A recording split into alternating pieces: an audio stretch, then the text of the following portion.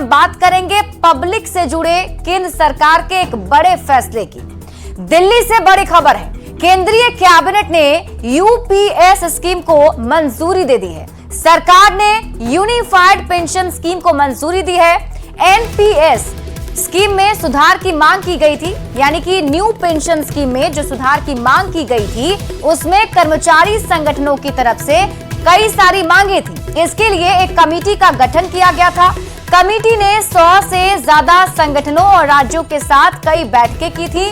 केंद्र सरकार के कर्मचारियों के लिए अब बड़ी खबर है, ओपीएस एनपीएस के बाद अब यूपीएस आ गया है। केंद्रीय कैबिनेट ने यूपीएस यानी यूनिफाइड पेंशन स्कीम को मंजूरी दे दी है। केंद्र सरकार के कर्मचारियों को एनपीएस या यूपीएस में से एक चुनने का विकल्प होगा।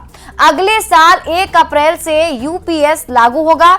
इससे पहले एनपीएस में बदलाव की मांग पर डॉक्टर सोमनाथ कमेटी ने अपनी रिपोर्ट दी थी। सरकार ने कर्मचारियों की मांगों को ध्यान में रखते हुए एनपीएस में बदलाव का फैसला लिया है। डॉक्टर सोमनाथ कमेटी के सुझाव के आधार पर सरकार ने यूनिफाइड पेंशन स्कीम को मंजूरी दी है।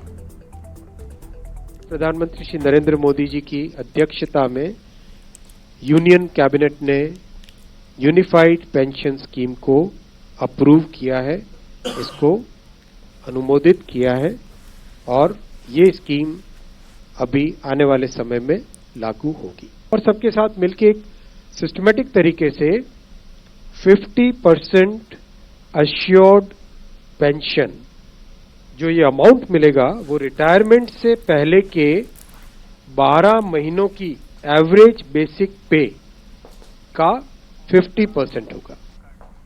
तो केंद्रीय कर्मचारियों की बल्ले बल्ले कैसे है, आपको हम ये समझाते हैं। केंद्र सरकार के कर्मचारियों के लिए केंद्र सरकार ने ये बड़ा फैसला लिया है, बड़ी खबर है। ओपीएस एनपीएस के बाद अब यूपीएस का ऐलान किया गया है, यानी कि यूनिफाइड पेंशन स्कीम को केंद्र सरकार की मंजूरी मिल गई है। कर्मचारियों को एनपीएस या यूपीएस में से एक विकल्प चुनना होगा। अगले साल 1 अप्रैल से यूपीएस यानी यूनिफाइड पेंशन स्कीम लागू कर दिया जाएगा। एनपीएस यानी न्यू पेंशन स्कीम में बदलाव को लेकर जो डॉक्टर सोमनाथ कमेटी बनाई गई थी, उस कमेटी ने एक रिपोर्ट तैयार की जिसमें कई सारे सुझाव थे। कमेटी के सुझाव के आधार पर सरकार ने यह बड़ा फैसला लिया है।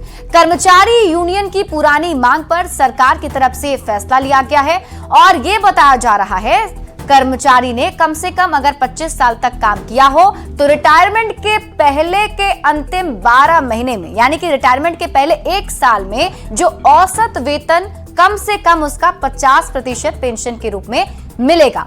पेंशन भोगी की अगर मौत हो जाती है तो परिवार को पेंशन का 60% मिलेगा। 10 साल तक नौकरी करने पर भी 10,000 रुपए पेंशन के तौर पर जो कर्मचारी हैं उन्हें मिलेगा। कर्मचारियों को अलग से अंशदान नहीं करना होगा। केंद्र सरकार 18% अंशदान करेगी।